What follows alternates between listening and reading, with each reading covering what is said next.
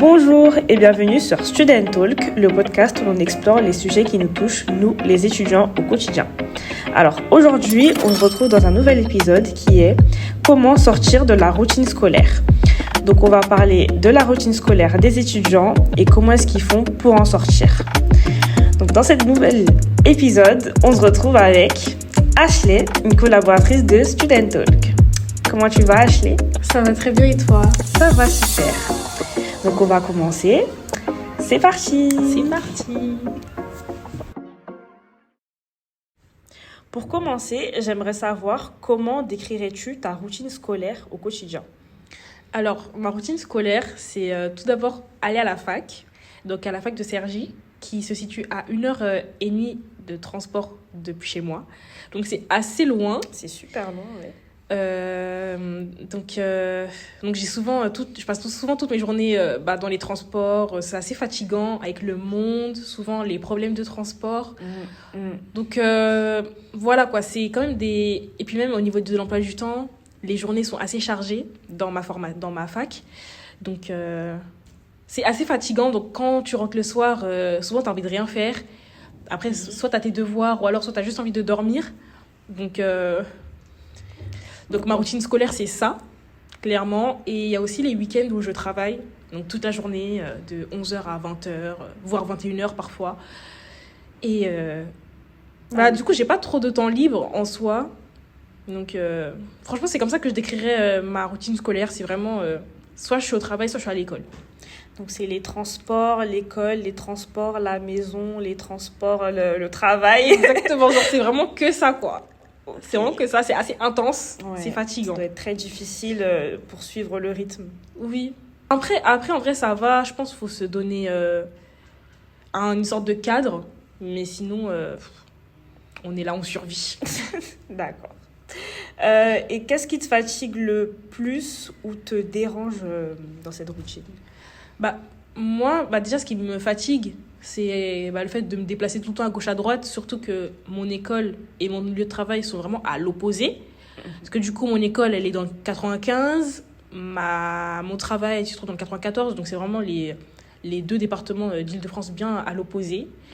Donc c'est ça qui me fatigue le plus en termes d'énergie, parce que du coup, je dépense autant mon énergie en me levant tôt pour aller à la fac qu'en travaillant.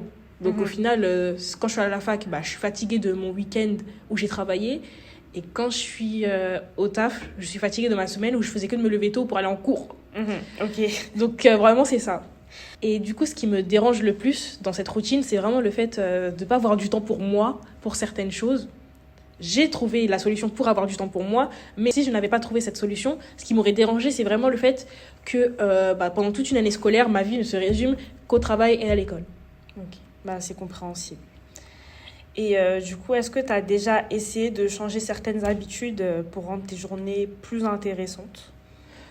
Justement, par rapport à ça, faut juste savoir que... Après, ça, c'est vraiment par rapport à ma personnalité. Mais je suis quelqu'un, j'aime beaucoup découvrir des choses ou faire quelque chose de ma vie à côté de ce que je peux faire, que ce soit au travail ou à l'école. Donc là, cette année, je fais de la danse. Je me suis inscrite dans une école. Ça fait 1 an que j'y suis. J'avais commencé l'année dernière, de 2023-2024, durant mon année sabbatique, après l'obtention de mon BTS. Parce que justement, dans cette année sabbatique, j'ai juste travaillé pendant toute l'année. Et à côté de ça, je voulais vraiment profiter pour avoir une activité à côté. Donc j'ai trouvé une école de danse sur Paris. Quelque chose qui me plaît et j'ai poursuivi, j'ai continué cette école-là à la rentrée en ayant repris mes études. Et dans mes années précédentes... En fait, depuis que je suis petite, à côté de l'école, j'ai toujours fait de la danse. J'avais fait du hip-hop. Dans les activités extrascolaires, j'étais tout le temps la première à m'inscrire dans les cours de danse. Donc, j'ai fait du hip-hop. J'ai encore quelques notions. J'ai fait... Une danseuse parmi nous, attention. Exactement. J'ai même fait des claquettes à 10 ans. Après... Au collège, je m'étais inscrite dans une école de danse classique et de modern jazz. Donc, j'en ai fait pendant 2 ans et demi ou 3 ans, je ne sais plus. Mais la première année, j'ai fait du classique et du modern jazz. Et après, j'ai fait du classique seulement. Donc ça, c'était vraiment fin collège, début lycée. Et après, pendant toute la fin de mon lycée, j'avais aucune activité, j'avais rien du tout. Et c'est quand je suis arrivée en BTS.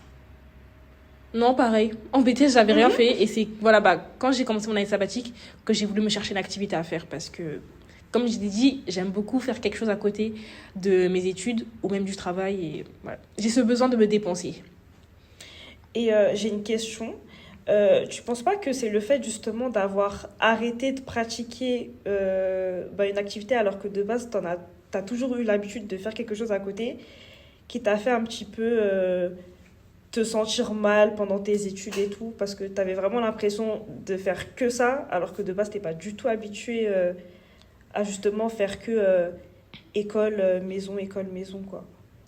Je pense que oui, parce que je trouve que c'est important de voir ailleurs que de voir tout le temps son bureau ou sa classe, en fait.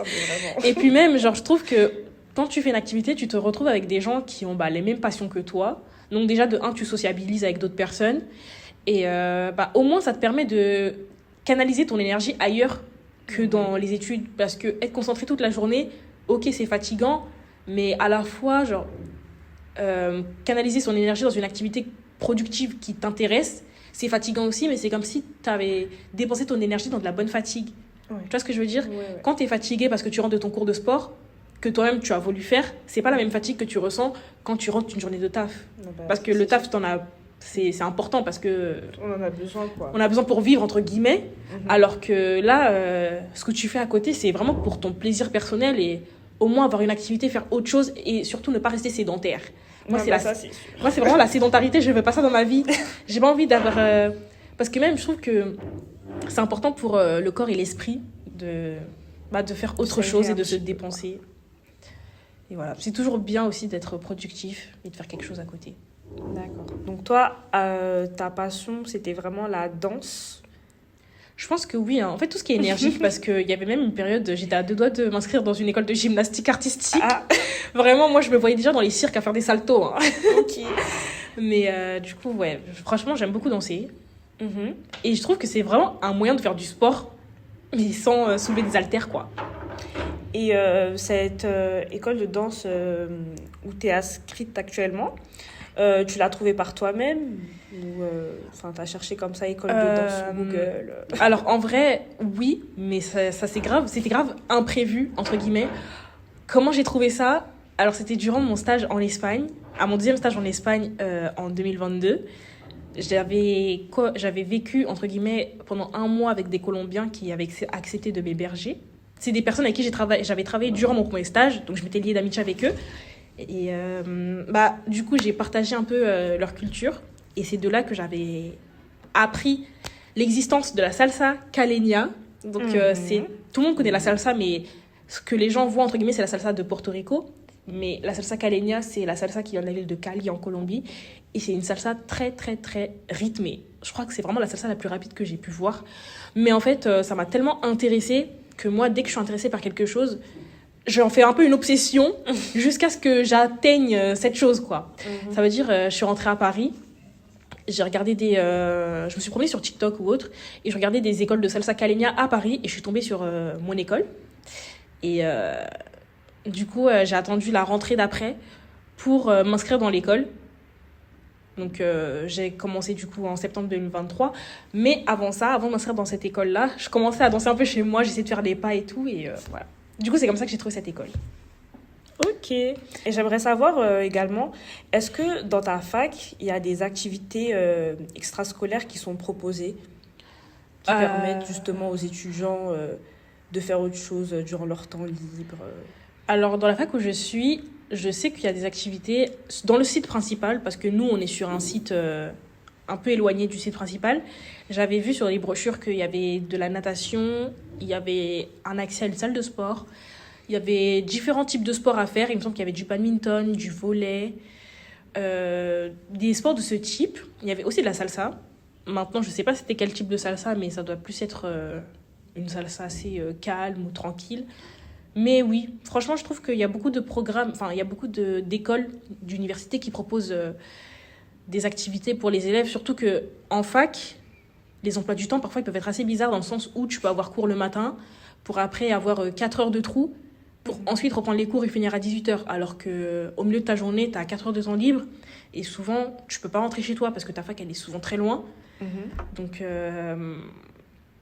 ouais, je pense que c'est une bonne idée de faire ce genre de choses-là pour faire passer le temps et au moins occuper son esprit et faire autre chose que tout le temps avoir la tête dans les bouquins. Ça, c'est sûr. Du coup, j'aimerais savoir également, est-ce que tu as l'impression d'avoir moins de temps pour les activités qui te plaisent à cause justement de ce rythme scolaire?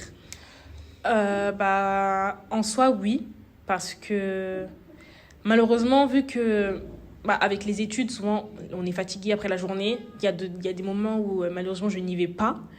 Ce qui est dommage parce que c'est juste en soi le fait que je sois fatiguée ou alors le fait que je vais finir tard et j'aurai pas assez de temps pour assister aux cours. Et je trouve ça assez dommage, du coup, vu que souvent ce genre de trucs, tu les payes. Donc en fait, c'est comme si je payais dans le vent, quoi. Ouais, c'est ça en fait. Que je n'y vais pas parce que je suis fatiguée ou parce que j'ai pas le temps. Donc, vraiment à l'école. Vraiment, du coup, c'est pour ça que j'essaie vraiment de faire un maximum pour y aller. Mais parfois, si je peux pas, hein, tant pis, je vais pas forcer. Mais ouais. Et est-ce que tu penses que la routine t'empêche d'exprimer ta créativité ou de découvrir de nouvelles choses? Ma routine actuelle, en soi, ne m'empêche pas. Mais c'est vraiment le fait d'enchaîner. Ça veut dire, par exemple, si je finis à 18h, je vais rentrer chez moi à 19h30 et si j'ai un cours à 20h30, dès que je rentre, je pose mon sac, je me change et je ressors. Ça veut dire que même le soir, quand je rentre chez moi pour manger, je mange super vite, je mange en 10 minutes et je repars, quoi. Donc en fait, tout est assez speed. Et en fait, c'est le fait de se forcer à sortir justement de cette routine scolaire parce que ma routine prend trop de place dans mon temps libre. Je sais pas si tu vois ce que je veux dire. Si, je vois très bien. En gros, t'as même pas le temps de te poser un petit peu, quoi. Tu dois faire tout dans le rapide, directement. Ouais. Tu rentres des cours, tu te dépêches, tu te prépares et tu dois te forcer à ressortir encore pour faire tes activités alors que t'as déjà passé toute la journée à la fac. C'est ça. Tu t'es réveillé depuis 5h30. Oui. Et puis tu dois danser encore. Oui. Non mais c'est trop. Mais c'est ça, mais c'est vraiment histoire de voir autre chose, de penser à autre chose et même de me dépenser parce que pour moi je vois ça un peu comme ma séance de sport et comme j'ai dit que j'aimais pas être sédentaire, au moins je me dis c'est ma dose de sport et d'activité dans la semaine, quoi. Parce que je sais très bien que chez moi je vais me motiver 2 jours, après je vais pas le faire. Donc vu que là je sais qu'il y a un abonnement derrière, je vais y aller, quoi. Ça c'est sûr, vous allez me voir là-bas. Ça c'est sûr. Donc voilà. Quels moments ou expériences te font vraiment sortir de ta routine? De manière globale ou aussi en lien avec l'école ou Non, vraiment en dehors de l'école, quoi. En dehors de l'école? Je dirais peut-être pendant les vacances, sortir un maximum, tester de nouvelles choses. Après, par exemple, l'année dernière, quand j'étais à mon année sabbatique, je faisais un maximum pour essayer de voyager. Genre, je sais, c'est pas bien, je faisais des stratagèmes pour voyager. Mais en fait, je partais du principe que je suis jeune, que j'ai besoin d'explorer le monde et que pour l'instant, j'ai pas besoin d'être trop focus sur le travail parce que j'ai pas de logement, enfin, j'ai pas de charge en soi. Donc, travailler, déjà, c'était surtout pour avoir un peu d'argent de poche, mais c'était principalement pour me permettre de sortir un peu de cette routine, de ce quotidien. Voilà, je voulais pas que mes journées se ressemblent toutes. Un jour, je voulais me retrouver, je sais pas moi, j'ai envie de me retrouver en Asie, ensuite j'ai envie de me retrouver en Europe ou en Espagne, après j'ai envie d'aller ailleurs, histoire de vraiment sortir de cette routine-là et vraiment profiter des moments que je peux avoir en dehors du travail. Et par exemple, si on continue de parler voyage, par exemple dans le cadre des études, je fais en sorte de choisir des études où je peux voyager. Par exemple, dans mon BTS, j'ai eu l'occasion de faire 3 stages, dont 2 où j'ai voyagé, en dehors de la France. Et là, actuellement, la licence que je fais, la 3e année de licence que je fais, j'ai aussi un voyage à la fin. Et j'ai vraiment choisi cette licence surtout pour le voyage et me permettre de voir autre chose, de vraiment me concentrer sur autre chose, découvrir de nouvelles cultures. Et voilà. Peut-être que je vais rentrer de mon stage, j'aurai envie de faire une nouvelle danse, je sais pas. Ah, nouveau cours de danse. Nouveau cours de danse. Peut-être je vais au Brésil, je vais rentrer, je vais faire de la samba, qui sait. Voilà. Non mais c'est bien, ça permet d'avoir de nouvelles expériences et c'est très enrichissant. Mais vraiment, moi c'est surtout dans cet aspect-là, vraiment de ne pas avoir des journées qui se ressemblent. d'être occupé, mais une bonne occupation. Parce que si c'est pour être occupé juste en restant sur mon téléphone et en faisant rien, en regardant la télé, je trouve pas ça productif ou intéressant. Enfin, en fait, faire ça tous les jours, je trouve que ça n'apporte rien. Alors que, ouais, avoir une petite activité, un peu sa zone de confort, c'est bien aussi. C'est très très bien. Pour terminer, est-ce que tu aurais des conseils à donner pour tous les étudiants qui pourraient être dans cette situation, qui en ont marre de leur routine scolaire, qui n'ont pas le temps ou alors qui n'ont pas l'impression de pouvoir faire autre chose que aller à l'école tous les jours, aller au travail le week-end comme toi par exemple?